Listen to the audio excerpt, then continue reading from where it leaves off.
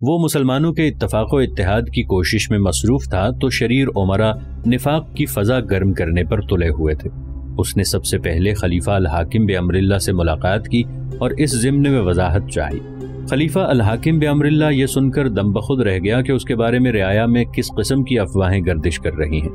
اس نے کوشش کی کہ وہ مسلمانوں سے عام خطاب کر کے ان کے ذہنوں پر چھائی ہوئی افواہوں کی گرد صاف کر دے، مگر سلطان بیبرس نے اسے قلعہ جبل میں ہی آرام کرنے کا مشورہ دیا اور اس شرارت کے ذمہ داروں کی تلاش کا کام اپنے ذمہ لے لیا۔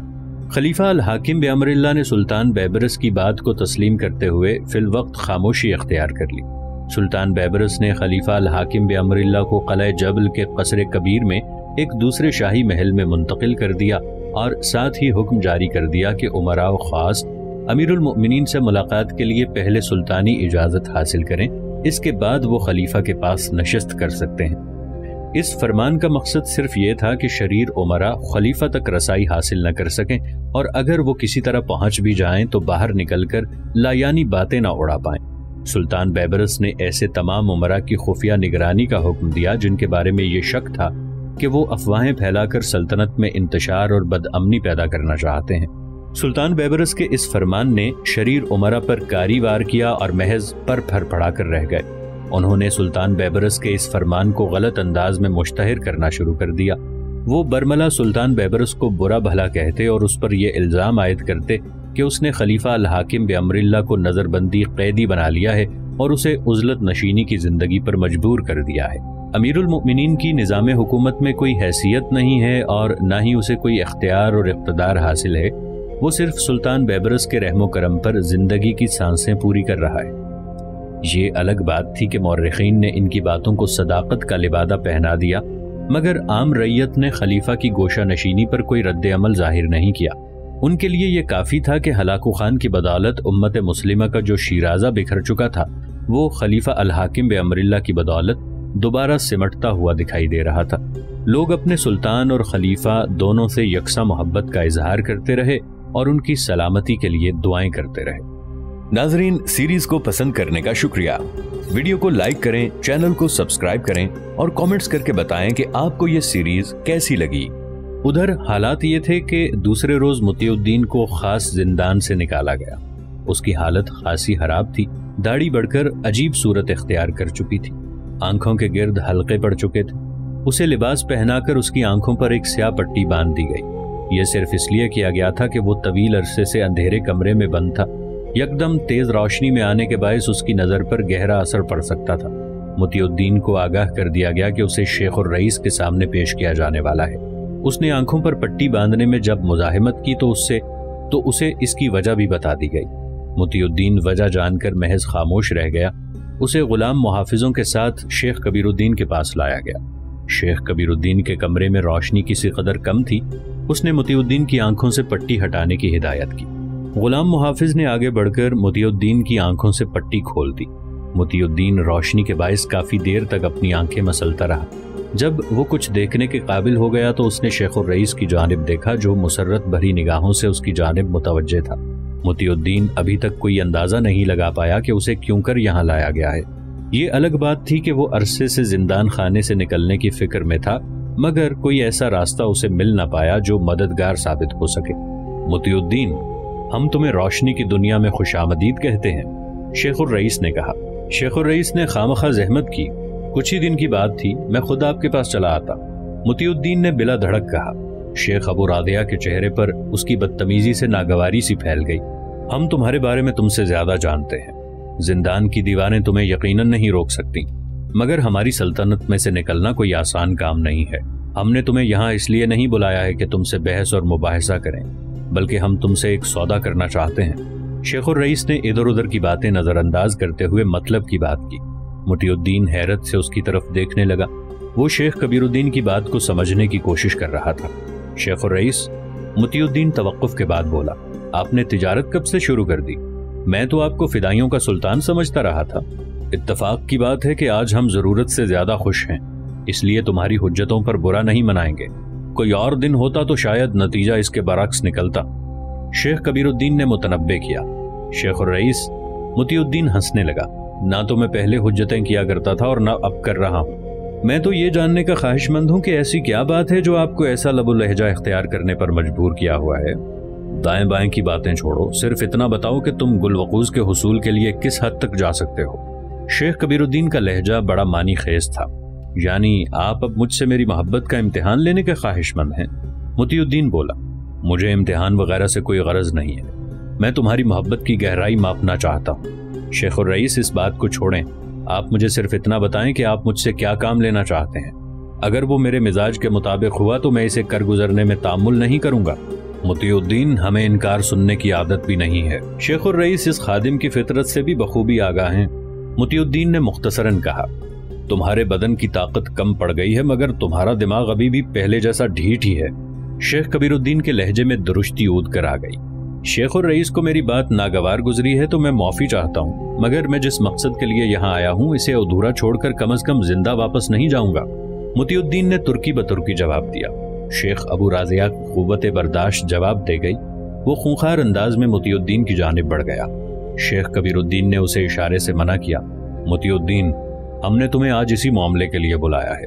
تمہارے سامنے دو راستے ہیں، انتخاب کرنا تمہارے ہاتھ میں ہے۔ پہلا راستہ یہ ہے کہ ہم تمہیں گل وقوز عنایت کر دیں گے، مگر اس کے لیے تمہیں ہمارا ایک خاص کام انجام دینا ہوگا۔ انکار کی صورت میں ہم تمہاری زندگی قطعی گوارا نہیں کریں گے۔ ہم محسن نما دشمن کو زیادہ دیر تک زندہ نہیں رکھ سکتے، لہٰذا تمہیں بلا تاخیر قلعہ بانیاز کی فصیل سے نیچے کسی گہری کھائی میں گرا دیا جائے گا۔ اگر وہاں سے زندہ بچ نکلو تو یہ تمہاری قسمت ہے۔ اس کمرے سے تم انہی دو صورتوں میں باہر جا سکتے ہو۔ اب فیصلہ کرنا تمہارا کام ہے۔ میں کام کی نوعیت جاننے کے بعد ہی کوئی فیصلہ کروں گا، مطیع الدین نے دو ٹوک انداز میں جواب دیا۔ شیخ کبیر الدین اس کی بات پر کسی سوچ میں ڈوب گیا۔ کچھ دیر کے بعد اس نے رازداری کا خیال رکھتے ہوئے خاص غلاموں اور دیگر لوگوں کو کمرے میں سے باہر جانے کے لیے کہا، البتہ شیخ ابو رادیہ کو وہیں رکنے کا اشارہ کیا۔ اب اس کمرے میں صرف 3 افراد موجود تھے۔ شیخ کبیر الدین کو مطیع الدین سے کوئی خطرہ نہیں تھا، کیونکہ اس کے پاس کسی قسم کا کوئی ہتھیار نہیں تھا، اور دوسرا اس کے دونوں ہاتھ عقبی طرف بندھے ہوئے تھے۔ مطیع الدین، میں نے زمانہ زوال میں جب میرے چچا سلطان خورشہ کی قوت ختم ہو چکی تھی، بڑی بڑی دور سے ایسے افراد کو اکٹھا کیا جن میں کوئی خاص چیز پائی جاتی تھی، وہ خواہ ذہانت ہو یا بدنی طاقت۔ میں نے ایسے افراد کو قلعۃ الموت میں جمع کیا اور انہیں صحیح خطوط پر تربیت کر کے ان کے اندر وہ پوشیدہ قوتیں بیدار کی جن سے وہ خود بھی بے خبر تھے۔ یہ سب کچھ صرف 1 دن یا 1 سال میں نہیں ہوا، بلکہ میری نصف عمر اس کوشش میں گزر گئی۔ تم بھلا خود سوچو، میں ایسے انمول ہیرے کسی کو کیسے سونپ سکتا ہوں؟ گل وقوز کو جب میں لایا تھا تو وہ موت اور زندگی کی کشمکش میں مبتلا تھی۔ اگر چند ساعتوں کی دیر ہو جاتی تو وہ ہمیشہ کے لیے مٹ جاتی، اور اب میں تمہیں اپنی زندگی کا وہ قیمتی حصہ دینے پر رضامند ہوا ہوں تو سمجھ لو کہ اس کے پیچھے کیا اہم وجہ پوشیدہ ہو سکتی ہے۔ میں تم میں بھی بے شمار خوبیاں دیکھ رہا ہوں اور یہ خواہش رکھتا ہوں کہ تم میرے ساتھ مل کر کام کرو۔ اس کے بدلے میں تمہیں اعلیٰ منصب دوں گا اور عزت کی زندگی گزارنے کی تمام سہولتیں فراہم کروں گا جو کہ میں نے گل وقوز کو فراہم کی ہیں۔ مطیع الدین کا چہرہ متجسس تصویر بنا دکھائی دیا۔ اسے آج پہلی بار یہ معلوم ہوا کہ اس تاریک غار سے گل وقوز کو نکالنے والا کوئی اور نہیں، شیخ کبیر الدین ہی تھا۔ شیخ کبیر الدین کے چہرے پر گہری سنجیدگی چھائی ہوئی تھی۔ آپ نے ابھی کام کی بابت کچھ نہیں بتایا، مطیع الدین نے دریافت کیا۔ میں اسی طرف آ رہا ہوں۔ میں اپنے سب ساتھیوں کے ساتھ مل کر اپنی کھوئی ہوئی سلطنت کے حصول کے لیے کوشاں ہوں، وہ سلطنت جو ماضی قریب میں قبرستان کہلاتی تھی۔ گل وقوز سمیت بے شمار ساتھی دن رات اسی سلطنت کے قیام کے لیے مصروف بعمل ہیں۔ اس سلطنت کے قیام میں کچھ قوتیں پہلے دن سے رکاوٹیں پیدا کرتی آئی ہیں اور آج تک انہی کوششوں میں مصروف ہیں۔ میں مختلف حربوں سے ان قوتوں کا زور توڑنے کی کوشش کر رہا ہوں۔ منگولوں کے حاکم ہلاکو خان کی موت بھی انہی کوششوں میں شمار کی جا سکتی ہے۔ ماضی میں 2 قوتیں ہمیشہ ہماری مخالف رہی ہیں، جن میں سے ایک منگول تھے اور دوسرے بغداد کا دربار خلافت۔ ہلاکو خان نے جب بغداد کو پامال کیا تو یہ قوت ختم ہو گئی، مگر اب یہ قوت قاہرہ میں دوبارہ سر اٹھا رہی ہے۔ ہلاکو خان کی موت کے بعد منگولوں کی قوت پہلے جیسی مضبوط نہیں رہی ہے، مگر میں بخوبی اندازہ لگا سکتا ہوں کہ زمانہ قریب میں ہماری سلطنت کی مخالفت میں خلافت کی قوت زیادہ فعال کردار ادا کرے گی۔ میں تمہیں یہ ذمہ داری سونپنا چاہتا ہوں کہ تم قاہرہ جاؤ اور دربار خلافت تک رسائی حاصل کرو اور کوئی موقع پا کر خلیفہ کو قتل کر کے نکل آؤ۔ شیخ کبیر الدین بغور مطیع الدین کا چہرہ دیکھنے لگا جو کہ غم و غصے کا نمونہ بن چکا تھا۔ شیخ الرئیس، میں آپ سے کسی ایسی بات کی توقع نہیں رکھتا تھا، مطیع الدین بمشکل بولا۔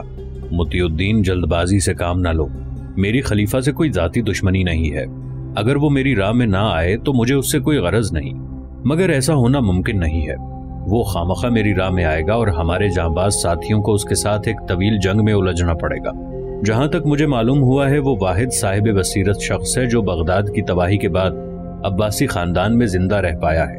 اگر اسے قتل کر دیا جائے تو اس کی جگہ یقیناً اس کے بیٹے لیں گے جو امور جہاں بانی میں بالکل نابلد ہیں۔ اس کے قتل سے دربار خلافت کا کاروبار بند نہیں ہوگا، بلکہ ہماری مخالفت سرد پڑ جائے گی اور ہم بآسانی قہستان کا قیام عمل میں لا سکیں گے۔ اگر تم اس کام کے لیے حامی بھرو تو اس کے انعام میں تمہیں گلوقوز دے دی جائے گی، اور یہ شیخ الرئیس کا وعدہ ہے۔ شیخ کبیر الدین نے کہا، میں آپ کی ذہانت کی داد دیتا ہوں، سانپ بھی مر جائے اور لاٹھی بھی نہ ٹوٹے۔ بھلا یہ کیسے ممکن ہے کہ میں خلیفہ پر قاتلانہ حملہ کروں اور پھر وہاں سے زندہ سلامت بھی نکل آؤں؟ مطیع الدین کے لہجے میں گہری طنز تھی۔ شیخ کبیر الدین اس کی بات پر ہنسنے لگا۔ مطیع الدین، یا تو تم ضرورت سے زیادہ چالاک ہو یا پھر نرے احمق۔ کیا تمہارا یہ خیال ہے کہ ہم تمہیں تنہا قاہرہ روانہ کریں گے؟ یقیناً نہیں۔ ہم تمہارے ساتھ اعلیٰ تربیت یافتہ افراد روانہ کریں گے جو نہ صرف تمہاری نگرانی کریں گے بلکہ تمہیں ہر قسم کے نقصان سے محفوظ رکھیں گے۔ جب تم دربار خلافت تک رسائی حاصل کر لو گے تو تمہیں ان لوگوں کو بھی ساتھ رکھنا ہوگا۔ یہ کس طرح کیا جائے گا یہ تم زیادہ بہتر سمجھتے ہو۔ جب تم خلیفہ پر وار کرو گے تو یہ لوگ اس وقت تمہاری مدد کریں گے اور پھر تمہیں قاہرہ سے نکلنے میں معاونت دیں گے۔ یاد رکھو، میں اپنے دوستوں کے ساتھ فریب نہیں کرتا۔ شیخ کبیر الدین کے لہجے میں گہرا استحکام جھلک رہا تھا۔ میں نے ابھی تک کام انجام دینے کی حامی نہیں بھری ہے، مطیع الدین دو ٹوک لہجے میں بولا۔ کام کی نوعیت تم پر آشکار کر دی گئی ہے، اب فیصلہ کرنا تمہارا کام ہے۔ یہ بھی ذہن نشین رکھنا کہ انکار کی صورت میں یہی کام تمہاری محبوبہ انجام دے گی، مگر تم اس کا نتیجہ جاننے تک زندہ نہیں رہو گے۔ شیخ کبیر الدین نے دھمکی آمیز انداز میں کہا۔ مطیع الدین کو یہ اندازہ ہو چکا تھا کہ شیخ کبیر الدین فیصلہ کر چکا ہے کہ وہ ابھی اقرار یا انکار میں جواب سنے گا۔ اس کے دل میں یہ خیال پیدا ہوا کہ وہ سوچنے کے لیے کچھ مہلت طلب کر لے، مگر شیخ الرئیس کے تیور دیکھ کر اس نے اپنا ارادہ ملتوی کر دیا۔ وہ یہ سوچ رہا تھا کہ اگر وہ شیخ الرئیس کی بات مان لے تو اسے گلوقوز آسانی سے مل سکتی ہے، دیگر صورت میں اسے گہری کھائی میں گرنا پڑے گا جہاں زندگی کی امید تو رکھی جا سکتی ہے مگر وہ کس نوعیت کی ہوگی اس کے بارے میں کچھ کہا نہیں جا سکتا۔ خلیفۃ المسلمین سے اسے کچھ واسطہ نہیں تھا۔ احترام اپنی جگہ تھا، مگر صورتحال کی پیچیدگی کا تقاضا تھا کہ وہ خلیفہ کو قتل کرنے کی مہم قبول کر لے۔ شیخ ابو رادیہ کے چہرے پر گہرا اشتیاق دکھائی دیا۔ وہ دل میں مسرور ہو رہا تھا کہ شیخ الرئیس کی یہ چال بے حد عمدہ تھی۔ اگر مطیع الدین خلیفہ کو قتل کرنے میں کامیاب ہو بھی جائے تو اس کے دربار خلافت سے بچ نکلنے کی امید بے حد کم تھی، اور گرفتار ہونے کی صورت میں وہ یقیناً قتل کے جرم میں مارا جاتا۔ بصورت دیگر اگر وہ قاہرہ سے صحیح سلامت نکلنے میں کامیاب ہو جاتا تو اس اہم کامیابی کے بعد وفادار فدائی ساتھی رستے میں ہی آسانی سے اس کا کام تمام کر سکتے تھے۔ مجھے شیخ الرئیس کا یہ سودا منظور ہے، مگر اس بات کی کیا ضمانت ہے کہ کام ہونے کے بعد نہ صرف گلوقوز مجھے مل جائے گی بلکہ مجھے ہلاک کرنے کی کوشش بھی نہیں کی جائے گی؟ مطیع الدین کچھ دیر کی سوچ بچار کے بعد دھیمے انداز میں بولا، مطیع الدین، یہ اعتماد کا سودا ہے۔ جیسے گلوقوز ہم پر اعتماد کرتی ہے ایسے ہی تمہیں بھی اعتماد کرنا پڑے گا۔ یہ یقین رکھو کہ ہم جو عہد کرتے ہیں اس کی حفاظت مرتے دم تک کرتے ہیں۔ ٹھیک ہے، آپ میرے روانہ ہونے کا بندوبست کریں۔ مطیع الدین نے مختصراً کہا، تمہیں کل صبح روانہ کر دیا جائے گا، مگر یہ بات اچھی طرح ذہن نشین رکھنا کہ میں تم پر اعتماد کر رہا ہوں۔ اگر تم نے فریب دینے کی کوشش کی تو ہم سے کسی قسم کی رعایت کی توقع مت رکھنا۔ شیخ کبیر الدین نے اس پر واضح کیا۔ مطیع الدین کے چہرے پر گہری مسکراہٹ رینگنے لگی جسے وہ دونوں کوئی نام نہ دے پائے۔ مطیع الدین کی یقین دہانی پر اسے قلعہ بانیاس کے مہمان خانے میں بھیج دیا گیا اور شیخ کبیر الدین اپنے وفادار ساتھی شیخ ابو رادیہ سے اہم امور پر بات چیت کرتا رہا۔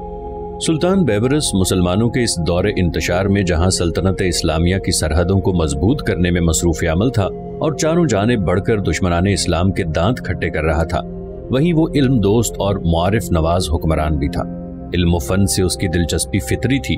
سلطان الملک الصالح نجم الدین ایوب کی تربیت ایسی مستحکم اور اعلیٰ تھی کہ مملوک افواج کے افراد میدان جنگ میں عسکری مہارت کے ساتھ ساتھ علم و فن کے حصول میں کوشاں رہتے۔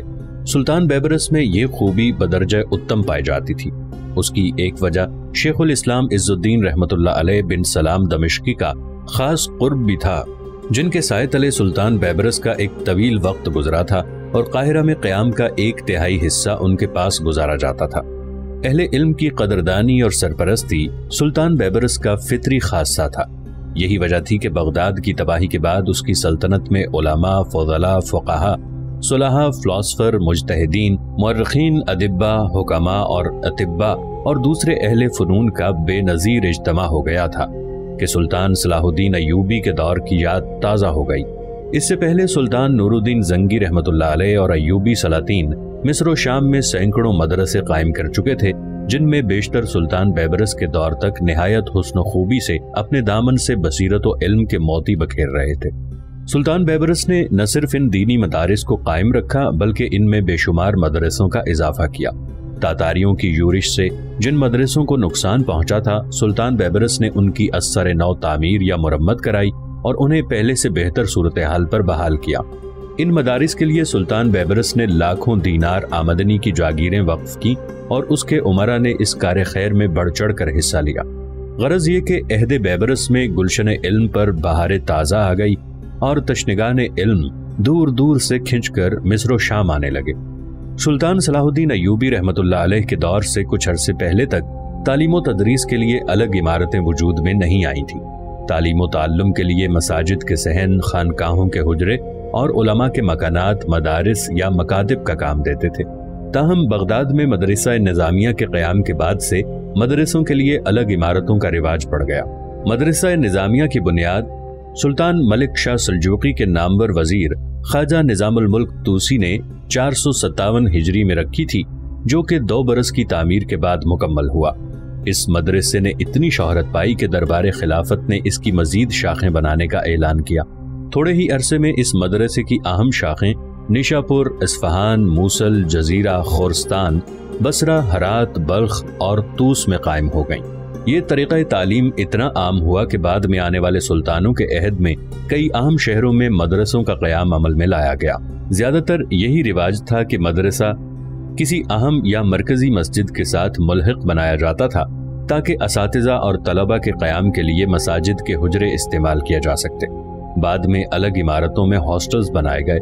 کس قدر تعجب کی بات ہے کہ موجودہ زمانے کی سہولیات سے نیم پختہ مدرسوں نے ایسے اہل کمال پیدا کیے کہ دنیا اسلام آج ان پر ناز کرتی ہے اور اہل یورپ ان کی تحقیق کے بلبوتے پر کہیں سے کہیں پہنچ چکے ہیں۔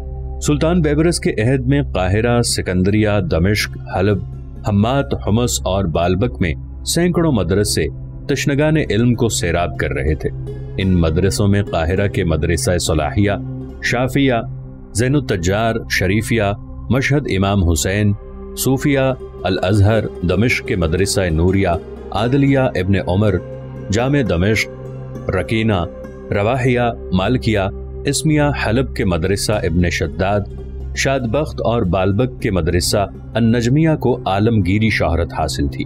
سلطان بیبرس نے قاہرہ میں حصول علم کی بھیڑ اور مدرسوں میں جگہ کی کمی دیکھتے ہوئے اپنے لقب کے ساتھ ایک نیا مدرسہ قائم کیا جس کا نام مدرسہ الظاہریہ رکھا گیا۔